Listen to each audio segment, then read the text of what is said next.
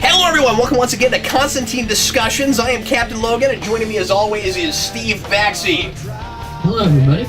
Unfortunately, Eric couldn't join us again this week. He is planning on being here as often as he can. He had something that came out up at the last minute and he wasn't able to be here. So it's me and Steve once again. We have not done Constantine Discussions in quite a while. There are 2 episodes that we unfortunately did not get an episode out for, but we are back with Constantine for this one. And Steve, I'm hoping against all hope that we don't have just 4 more of these to do. Oh, I know. This series is easily the best thing I'm watching right now. I don't want it to die. It is phenomenal. Although, I'm liking Carter so much, I don't know if I can quite put it above it. But That's they're fair. very, very different things and difficult to compare, certainly. Yeah. But anyway, so we're back and doing Constantine, and if you have not been watching the new format for discussions, we are actually recording a live show right now. We have a live internet audience. Hello, live internet audience. And they will be giving us some questions and comments and entering into the discussion with us, interacting with us a little bit later in the show. But we're going to open with an opening statement from each of us about how we felt about this week's episode, and we're going to start with Steve. So Steve, how'd you feel about this one, and what was your best moment and your worst moment, sir? Okay, so I had to watch this episode twice because immediately the finale last ruined this episode for me. Because after you watch the mid-season finale, the preview told you exactly how he got out of that situation. No way! That's horrible. At the end of the episode, when he's shot, the preview says, next time watch John as he inserts a demon into himself to get out of this situation. It's the first line after the episode ends. Can I ask you this question? Why would you have a giant cliffhanger and make your viewers wait 4 or 5 weeks to find out what happens, and then tell them about it in a commercial break? I have no idea. I don't usually watch shows. It's the first time I watched a preview, and I regret it every day. It was so bad. She hadn't done that, because I watched it on Hulu, so I didn't have that. You're lucky. That's I thought awful. this mid-season finale was amazing, and then getting that, it ruined this episode quite a bit. Wow, that's awful, because the whole situation is really interesting. Anyway, go ahead, Steve. Yeah, no, the situation's fantastic. So this episode's great. This episode plays a lot better if you watch both parts together. Because there's a lot of great callbacks, there's a lot of great character growth and such. And when I watched it for the first time just on its own after a month of no Constantine, it felt a little bit lackluster.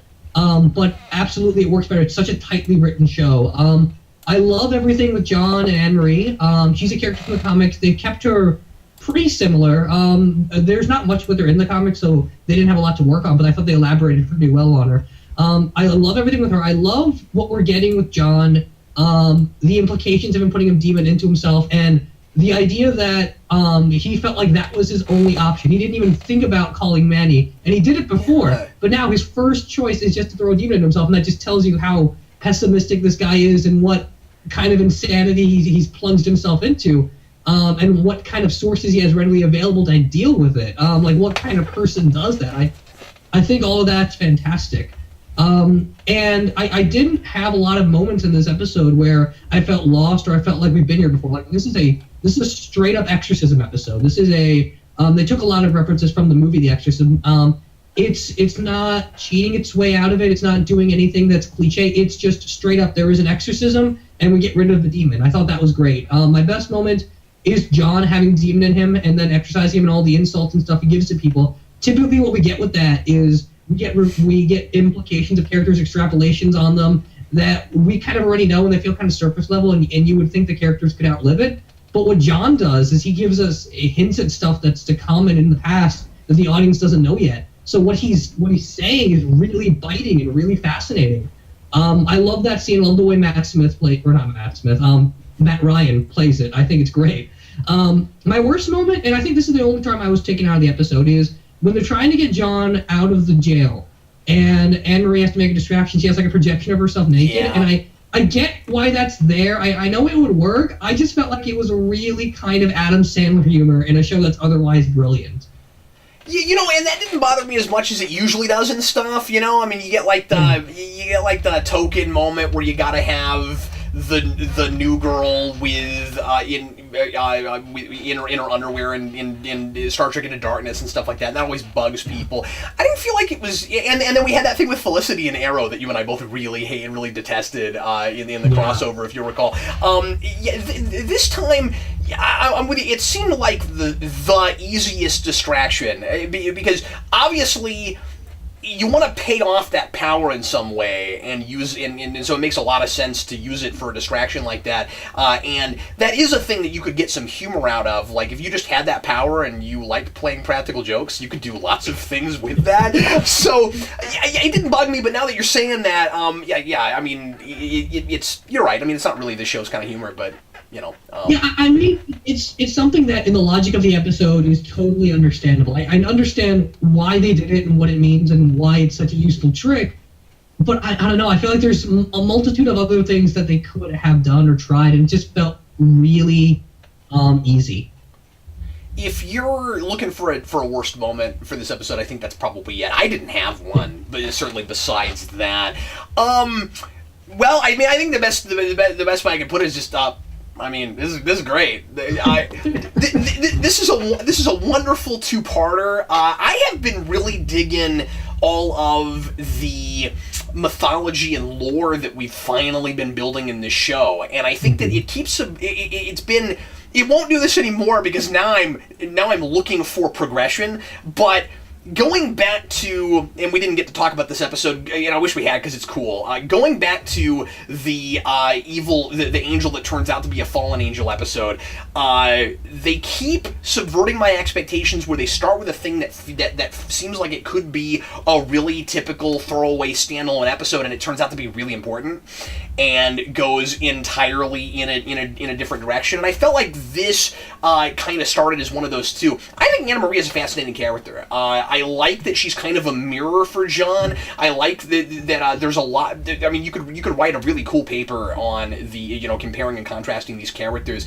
I like that at the end of the day she's more of a mirror and less of just a female version of John. And I like that that's played out at the end with the whole thing about how she has to forgive herself and not forgive John. That John has has gone in a much darker direction, and that she is ultimately not responsible for his actions, even though he couldn't have got there unless she had provided that foundation with the magic. If she's responsible at all, it's in a really roundabout way, and can you really blame her for introducing him to that? I don't think you can. I like that the episode comes down on it that way. I'm loving Manny more and more.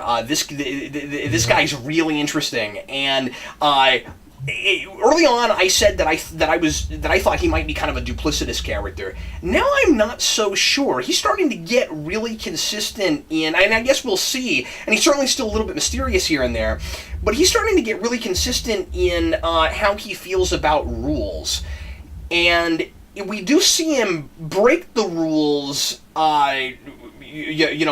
With the in that I think it's that Dark Angel episode.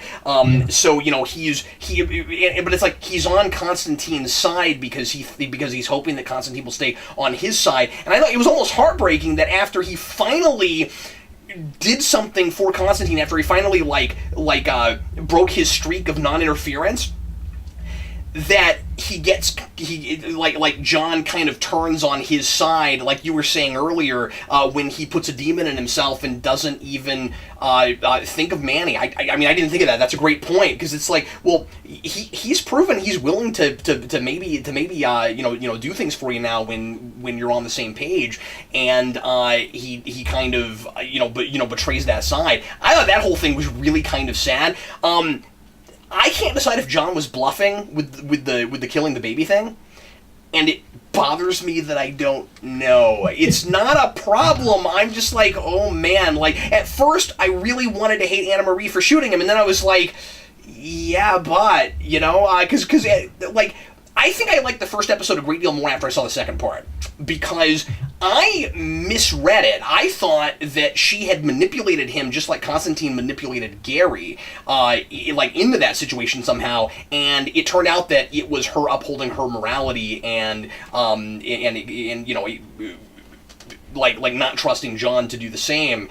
You know, and like he puts that kid in danger, and you're like, and after he has that line about how anything you have to, any sacrifice you have to make for an innocent is worth it, and then he does that, and I'm like, wow, he really is a lot worse off than she is, and ultimately I found her a great deal more sympathetic in the second part than I did before.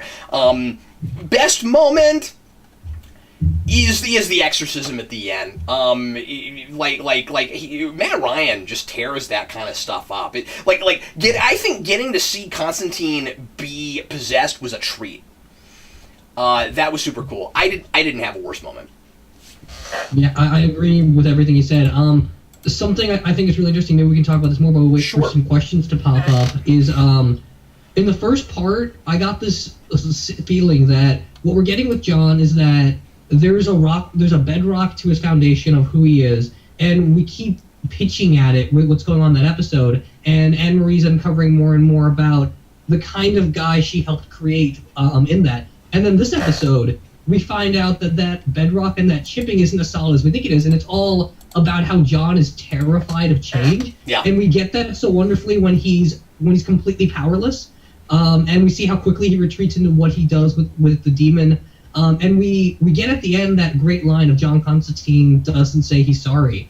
And I love that because we get a little bit of growth. We get his crucible of now he's full flesh and blood facing the things he's always played around with and toyed with. The things that Papa Midnight and stuff used to allude to about how he's only barely scratching the surface of how deep he can get into it. And now that he's finally full thrown into it and he says he's not a changed person, I'm not sure if I can believe that anymore. And I wonder if there's even some kind of inner turmoil of, well, he believed that Gary Lester couldn't change, and so that's why he manipulated him in that situation. It was a better cause.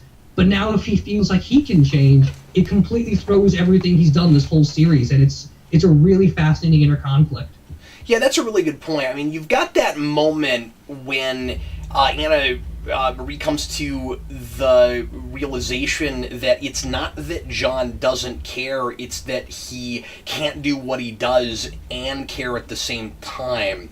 And if he ultimately comes to a place where he says, "Oh, I could have done things totally differently, and I didn't have to push everybody away and all of that," it would be a lot more tragic. Yeah, agreed. Why don't we go ahead and go to some other categories real quick? Did you have any favorite quotes? I didn't feel like this episode was overtly quotable. I liked the line John Constantine doesn't say he's sorry. But everything else I felt was just kind of consistent. I didn't have one line that spoke to me any more than any of the others. Yeah, I had the same thing. Let me see.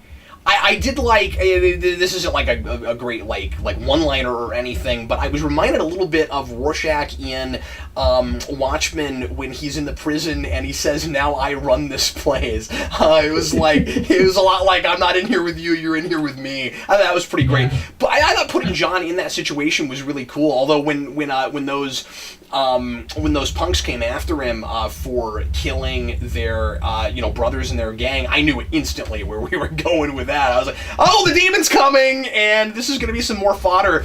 One of my favorite moments too, by the way, just because I really liked the way it was shot, I thought it looked really, really cinematic, was when John wakes up and he is surrounded by all the people that the demon has killed, and the cops are there, and he got really lucky that they weren't innocent. Yeah, he did. Because even though it's the demon doing it, it's his fault. He possessed himself on purpose out of desperation. Yeah, and it makes you wonder whether or not he cares about the people he killed while he was under possession, whether or not he thinks that was still him somehow. I love, by the way, this episode when he's possessed and we see him go berserk. We never see him kill anyone. We don't see like the scene where he butchered those people in the cop show up. He just wakes up into it. Yeah. We get that scene with the punks that are beating him up, but it's played really darkly. We don't know entirely what's going on. We barely get any of the stuff with the demon himself, and I think that's really great because ultimately when we get the exorcism at the end and he's speaking through John, it's a lot more terrifying that way. Which we don't always careful of. In the live comments, Ultron33 wrote down another of my favorite lines, which was, "I'm John Constantine, I do stupid in spades." And I like that he's self-reflective enough to realize that, because that's kind of true. He's really kind of just throwing stuff at the wall and hoping he does the right thing. And I mean, what's really sad about him is that he's a walking contradiction. He is as arrogant as Anna Maria says that he is, but then at the same time, he doesn't trust himself at all. Yeah, agreed. They do a lot of that stuff in the comics as well, and I love that they were able to bring that to screen. I feel like even if the show is canceled, and I don't want it to be, I don't want that to ever happen, but if it does get canceled, I think in these 13 episodes, we've got a really great representation of what John is in the comics and on live action, and I can be satisfied in that because they're getting him so right, and they're getting the layers of him so well, and it's only been about 9-10 episodes. Yeah. It's ultimately been a more dense show than I thought it might be, which is really cool, because we started, of course, with a lot of one and dones, and we've gotten very quickly into more archy stuff. But we still have a really good, beginning, middle, and end structure to these episodes. Did you have any comic book references you wanted to bring up? Nothing more than it was in the first part. Everything with Pazuzu. Well, Pazuzu's the demon from The Exorcist, and that's also in the comics. Oh wow! Okay. Anne-Marie is part of that Newcastle crew in the comics, and the Invoci that he fights at the beginning is something that John fights before in the comics in Swamp Thing. And the sketches they got of the Invoci are actually drawings from the comics that they took right off the page from a Swamp Thing issue. Well, real quick, let's throw our trivia questions out, and I'm going to let you just do yours, because mine was Pazuzu. So that's okay, no problem. So you go ahead and do yours, and folks watching live, the first person who gets this right, I will send a package of comics from the comic vault. So pay attention. Whoever gets it right first, I will bring that up right after we get into a little bit more discussion. Go ahead, Steve. Okay, so my question is, we've met 3 people from the Newcastle crew thus far. We've got Gary Lester, we've got Anne-Marie, and we have the computer guy from the first episode, the pilot. And in the comics, in what year does the Newcastle incident happen and the crew disbands? In what year does all that stuff that they talked about as a pilot go down with the girl that John sends to hell? Okay, and we will reveal that answer here in just a little bit. Steve, I don't know the answer to your question, so be sure and watch the comments and see who gets it first, if you don't mind. Divot22 says, you'd think John Constantine would have possession protection against demon control. The thing is, he did it on purpose, and he had to actually let that demon control him in order to get out of that first situation, and then, of course, it coming back and trying to take complete control was the payment for that. It was said to be a really strong, really powerful demon. So I can't really imagine what he would have had against it in order to do what he did with it in the first place. What do you think, Steve? Yeah, his first line is, I cast out all of my protections. So I feel like if he had something set there, it wouldn't have mattered. There was no way he could get the demon in him and keep himself protected. Yeah, and also, and this is somewhat of the thematic thing, obviously, and Manny makes a really big deal out of this. The whole point with demonic possession and with making any deal at all with hell and the devil and that kind of stuff in the show is that it's never ever worth it. Yeah, I love that. I also love that we are making heaven in the show. We're not playing it safe either. So Manny says that line, but he's also still kind of duplicitous. He's not necessarily the good guy even when he says that. No, I like that there's a little bit of he's that. more the better guy, and I think that is less about the kind of McFarlane Spawn thing. I think it's less of let's make heaven just as bad as hell, and nothing is black and white. Yeah, I think there is somewhat of a distinction. Yeah, it's not Garth Ennis style where he takes any chance he can get to bash the other side, and we don't get much of a depth for either. This one's a little bit more fair than that, even if it's kind of throwing both of their institutions under the bus because they're tired institutions, as he says in one of the earlier episodes.